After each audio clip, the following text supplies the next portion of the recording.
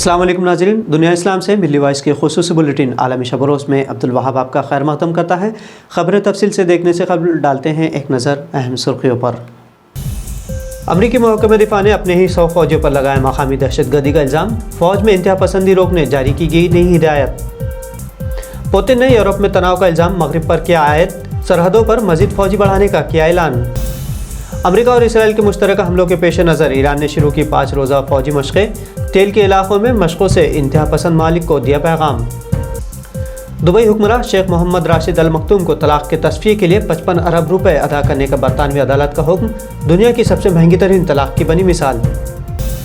और बरतानवी यहूदी खातून को यहूद मुखालिफ नज़रियात पर तहक़ीक़ात का सामना, बेटे पर किया गया जानलेवा हमला।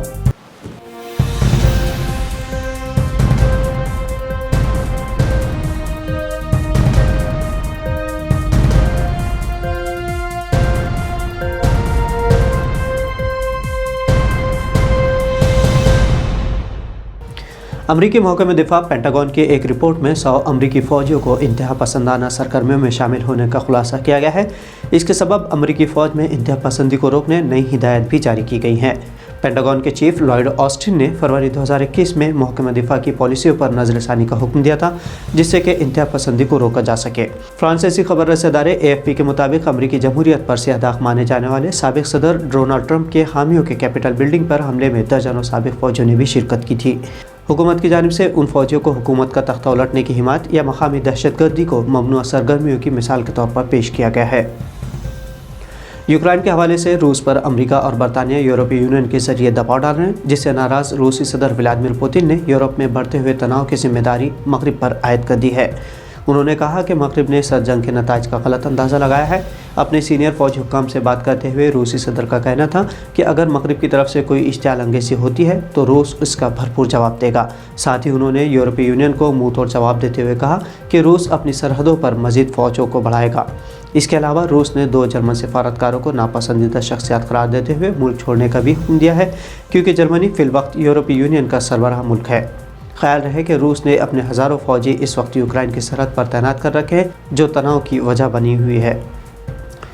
इसराइल और अमेरिका के ईरान पर मुश्तरका हमलों के इरादों के दरमियान दोनों इंतहा पसंद ममालिक को खबरदार करने ईरान ने 5 रोज़ा फ़ौजी मशक़ शुरू कर दी है।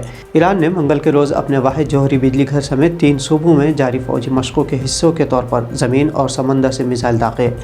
ईरान के इन फ़ौजी मशक़ों से कबल अमेरिका ने कहा था कि वो ईरान के जौहरी प्रोग्राम पर वियना में जारी मुज़ाकरात की नाकामी की सूरत में मुतबादिल हिकमत अमली तैयार कर रहा है, जिसके तहत इसराइल के हमरा मिलकर ईरानी जौहरी प्लांट्स पर हमले शामिल थे। ईरान ने ये जंगी मशक़ अबू मूसा जज़ीरा और आबना हुर्मुज़ के दाखिली रास्ते के करीब किए, जो खलीज में वाक़ तुनब कुबरा और तुनब सुगरा जज़ायर पर वाक़ है। ये ईरान के कंट्रोल में है। दुनिया में तेल की पैदावार का 5वां हिस्सा आबना हुर्मुज़ से ही होकर गुजरता है और ईरान का इन इलाक़ों में मशक़ करने का मकसद तेल की फराहमी रोकने से मुताल्लिक़ अमेरिका और इसराइल को खबरदार करना है।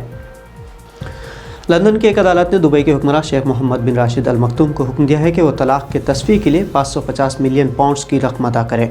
भारतीय करेंसी में ये रकम 55 अरब 25 करोड़ 23 लाख रुपए के बराबर बनती है। ये किसी भी तलाक के तस्फी के लिए अब तक की सबसे बड़ी रकम तस्वुर की जा रही है। मारूफ बरतानवी जज फिलिप मोर ने हुक्म जारी किया है कि शेख मोहम्मद बिन राशिद अल मखतूम को अपनी साबिक़ अहलिया हया बिन्त अल हुसैन को 251.5 मिलियन पाउंड्स, जबकि बच्चों के अखराजात के लिए 290 मिलियन पाउंड्स की रकम अदा करनी होगी।